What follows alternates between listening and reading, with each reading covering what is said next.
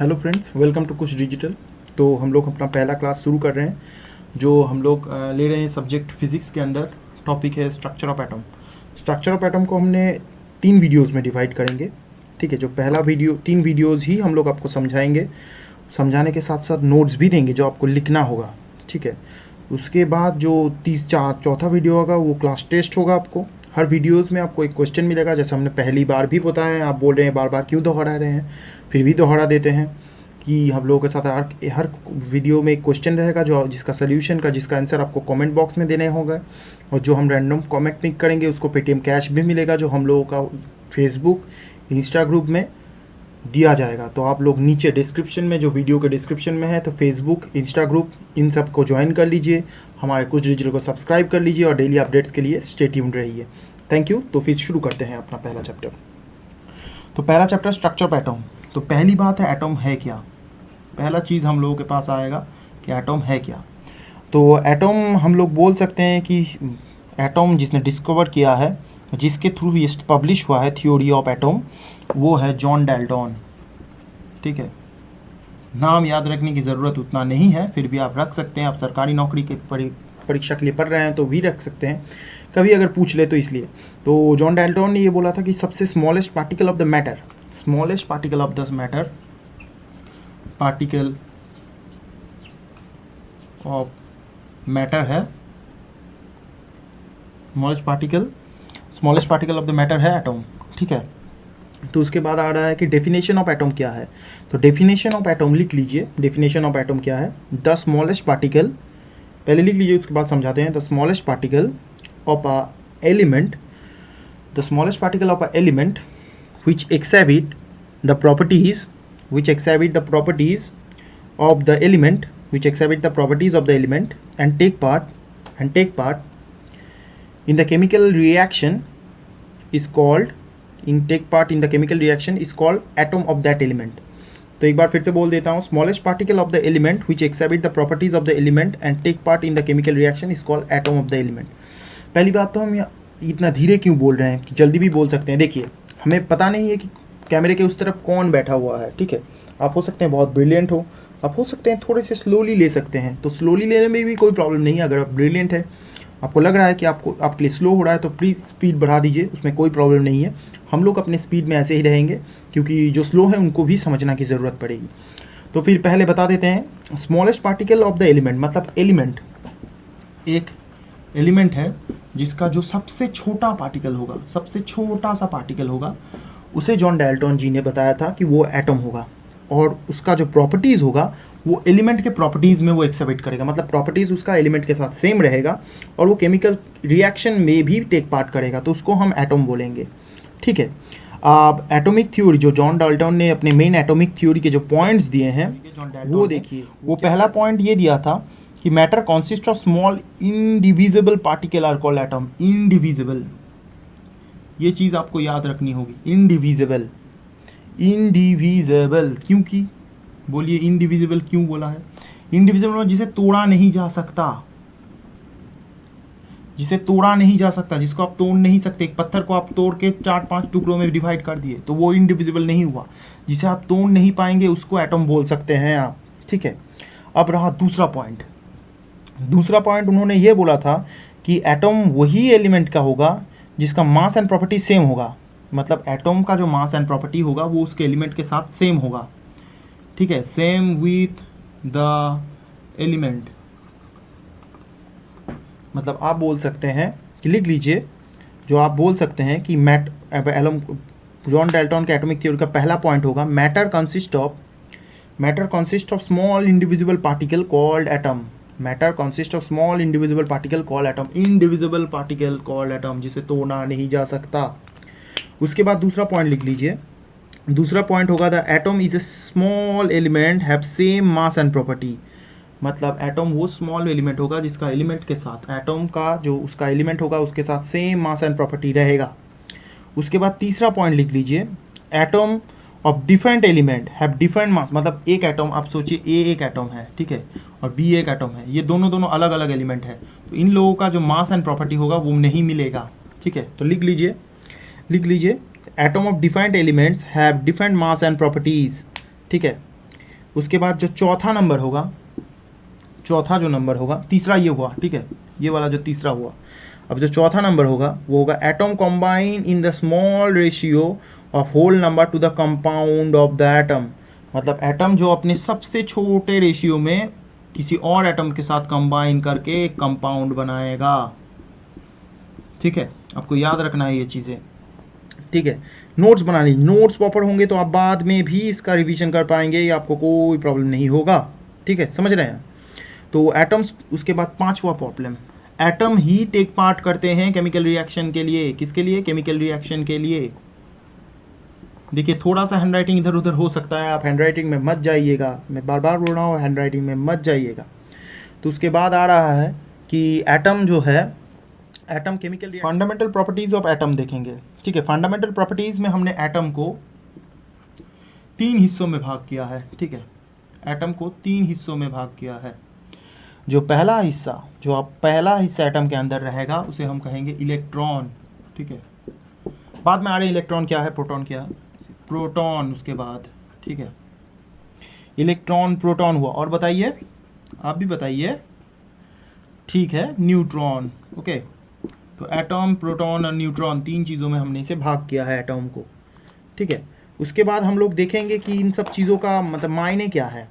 जो इलेक्ट्रॉन है, ठीक है, जो इलेक्ट्रॉन है, ये इलेक्ट्रॉन, इसका जो मास रहेगा, जो मास हम लोग बोलते नहीं है, 9.11 इंटू 10 टू द पावर -28 होगा।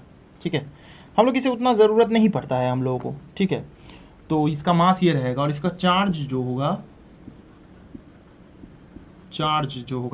वो 4.8 इंटू 10 टू द पावर -10 होगा, और ये नेगेटिव होगा। ठीक है, हमेशा आपको ये चीज़ें याद रखनी है, ये चार्ज आपको याद रखना होगा। 4.8 इंटू 10 टू द पावर -10 ये नेगेटिव होगा। ठीक है, उसके बाद आपको याद रखना है क्या, प्रोटॉन, जो प्रोटॉन बोल रहे हैं, ठीक है, उसका भी चार्ज यही होगा, सेम होगा, बस वो पॉजिटिव होगा। ठीक है, प्रोटॉन का चार्ज सेम होगा और वो पॉजिटिव होगा, आपको ये चीज़ याद रखना है। प्रोटॉन का मास, मतलब ये ज़रूरत नहीं है पर आपको मैं बता दे रहा हूँ, 10 टू द पावर -24, अगर दिखाई नहीं दे रहा है तो भी सुनकर लिख लीजिए, 1.6725 इंटू 10 टू द पावर -24, ये नहीं देगा, आपको ये जानने की ज़रूरत नहीं है किसी भी तरह। अब न्यूट्रॉन का जो मास है वो प्रोटॉन की तरह ही होगा, और न्यूट्रॉन पावर में न्यूट्रल होगा। ठीक है, ये न्यूट्रल होगा, मतलब जो इलेक्ट्रॉन है वो नेगेटिवली चार्ज है, प्रोटॉन है जो पॉजिटिवली न्यूट्रल होगा न्यूट्रॉन। ओके, आपको ये चीज़ याद रखना है। उसके बाद आ रहा है, आपको पहले जॉन डाल्टन की बात की, जॉन डाल्टन की बात की, उसके बाद आ रहा है रदरफोर्ड। नाम से उतना ज़रूरत नहीं है, जो भी सरकारी नौकरी के लिए प्रिपरेशन कर रहे हैं उन लोगों को भी बता रहे हैं, नाम उतना नहीं आता है, फिर भी आपको याद हो जाएगा, चिंता मत कीजिए, वीडियोस को आप देखते रहिए। ठीक है, और नोट्स बनाते रहिए। उसके बाद रदरफोर्ड ने जो एटॉमिक मॉडल दिए हैं वो अलग है, वो सुन लीजिए। ठीक है, एटॉमिक मॉडल में उन्होंने कहा कि वॉल्यूम जो भी है एटम के अंदर वो मोस्टली एम्प्टी स्पेस है। ठीक है, रदरफोर्ड ने बोला जो वॉल्यूम है वो टोटली एम्प्टी स्पेस है। क्या लिखेंगे आप, पहला पॉइंट जो रदरफोर्ड एटॉमिक मॉडल का, द वॉल्यूम ऑक्युपाइड बाय मतलब जो volume occupied by an atom mostly consist of empty space, there will be a, दूसरा पॉइंट लिख लीजिए, दूसरा point, there will be a nucleus containing positively charge particles, and in the nucleus all the mass of atom is centred. एक nucleus रहेगा जिसमें positively charge particle रहेगा। ठीक है, तो वो उसका मास जो होगा सेंटर में स्थिर रहेगा। ठीक है, देयर विल बी न्यूक्लियस, लिख लीजिए, there will be a nucleus containing positive charge particles, लिख लीजिए, and in the nucleus all the mass of the atom are centred. ठीक है, तीसरा point, the size of the nucleus is very small compare to the total volume, मतलब जो total volume होगा उससे nucleus का साइज बहुत छोटा होगा।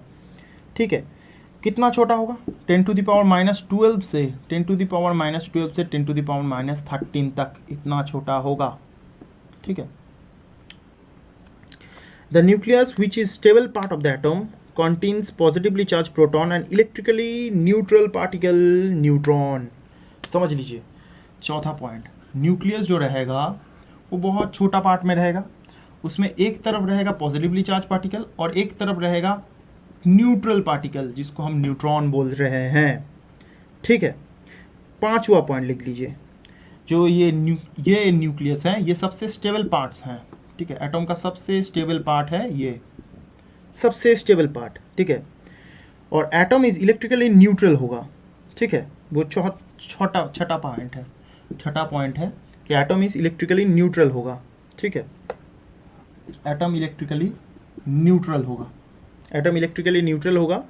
So atom contents of same amount of proton and neutron, क्योंकि हमने पहले ही बता दिया है ये जो न्यूट्रॉन है, न्यूट्रॉन तो ज़ीरो है, मतलब इसमें कोई चार्ज नहीं है, पॉजिटिव भी नेगेटिव नहीं है।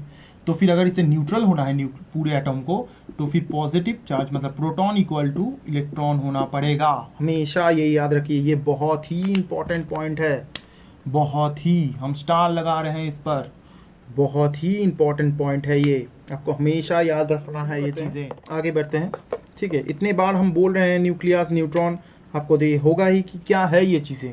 तो पहली चीज़ जो हम लोग बताएंगे वो होगा न्यूक्लियस, ठीक है। न्यूक्लियस क्या है लिख लीजिए पहले, उसके बाद बताते हैं। लिख लीजिए, nucleus is which is at the centre of the atom. Nucleus वो चीज़ है जो सेंटर ऑफ द एटम में रहेगा, and contain proton and neutron. उसमें क्या रहेगा, प्रोटॉन और न्यूट्रॉन रहेगा, जिसमें न्यूक्लियस पॉजिटिवली चार्ज होगा। ये जो न्यूक्लियस है ये पॉजिटिवली चार्ज होगा। एज आप जान रहे हैं इसमें प्रोटॉन है और न्यूट्रॉन है। न्यूट्रॉन तो कोई चार्ज नहीं रखता है, तो इसका चार्ज तो पॉजिटिव ही रहेगा, ये कॉमन बात है, ठीक है। और न्यूक्लियस सबसे स्टेबल पार्ट्स में होगा, सबसे स्टेबल होगा पार्ट। तो लिख लीजिए, nucleus is placed at the centre of the atom and contain protons and neutrons, which is nucleus is positively charged and it is the most stable part of the atom, ठीक है। तो उसके बाद आ रहे हैं, उसके बाद ये न्यूक्लियस आपने लिख लिया होगा, ठीक है। अगर आपको लग रहा है कि मेरा स्पीड स्लो या फास्ट है, तो आप लोग स्लो या फास्ट करके देख सकते हैं, उसमें कोई चाप नहीं है, प्रॉब्लम नहीं है, ठीक है। न्यूक्लियर फोर्स क्या है, तो क्वेश्चन आ रहा है न्यूक्लियर फोर्स है क्या।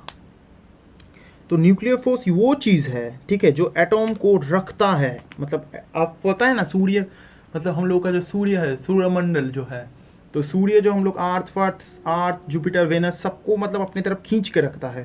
तो यही चीज़ न्यूक्लियस करता है, और ये फोर्स जो जिस फोर्स के थ्रू ये करता है, उस फोर्स को हम करते हैं न्यूक्लियर फोर्स, ओके। तो आपको ये जानने की बहुत कोशिशें होंगी कि न्यूक्लियस, ये एटम दिखता कैसे है। तो चलिए देखते हैं ये एटम दिखता कैसे है। इसी के साथ साथ हम आज का जो लेक्चर है वो ख़त्म करेंगे।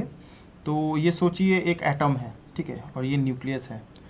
तो ये न्यूक्लियस है, तो हम लोग बोल रहे हैं कि न्यूक्लियस में सोचिए प्रोटॉन है, ये पॉजिटिवली चार्ज 2 प्रोटॉन है, तो हम लोग कहेंगे कि ऐसे ऐसे इलेक्ट्रॉन है। तो आप लोग पहले अभी अगर आपने पढ़ लिया होगा तो आपको पता होगा कैसे इलेक्ट्रॉन रहते हैं। तो हम लोग अभी उसमें नहीं जा रहे हैं, हम लोग बस आपको एक मॉडल दिखा रहे हैं कि ऐसे होता है एटॉमिक मॉडल, ठीक है। एटॉमिक मॉडल ऐसे होते हैं एटॉमिक मॉडल। तो इसे देख लीजिएगा, लिख लीजिएगा, नोट्स में ऐड कर दीजिएगा। उसके बाद हम लोग पढ़ेंगे, इससे आगे जाएंगे, ठीक है। तब तक के लिए thank you, please subscribe us, ठीक है, और बेल आइकन बजा दीजिए, जिससे हम लोग का नया कोई भी लेटेस्ट वीडियो आया आपको अपलोडेड मिल जाए। तो हम लोगों के चैनल में और भी कुछ फीचर्स ऐड होंगे, आपको उसकी चिंता करने की बात नहीं है। आप लोगों के लिए बहुत बेहतर फीचर्स रखेंगे कि आप कहीं भी किसी भी यूट्यूब चैनल में ऐसा फीचर्स नहीं देखेंगे। और हम लोग सारे चैप्टर्स और सारे सिलेबस कवर करेंगे। तो आप लोग हम लोगों के चैनल के साथ ही रहिएगा, कहीं मत जाइएगा। कुछ देर बाद ही आप लोगों का नया वीडियो आएगा, आप लोग चाहे जब चाहे देख सकते हैं।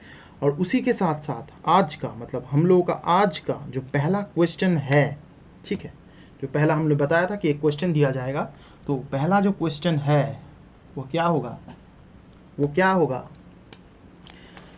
वो होगा कि अगर सोचिए एक एटम है, ठीक है, ये एक एटम है, ठीक है, ये एक एटम है और इसमें जो न्यूक्लियस है, ठीक है, एक न्यूक्लियस तो होगा ही, वो न्यूक्लियस है, ठीक है। तो उसका चार्ज क्या होता है, न्यूक्लियस का चार्ज क्या होता है, ये आपका क्वेश्चन होगा आज का। न्यूक्लियस का चार्ज क्या है, ये आप लोग हम लोग का डिस्क्रिप्शन में जो कमेंट है उसमें बता दीजिएगा, ठीक है, जल्दी बता दीजिएगा। Thank you very much, subscribe कर दीजिएगा, थैंक यू।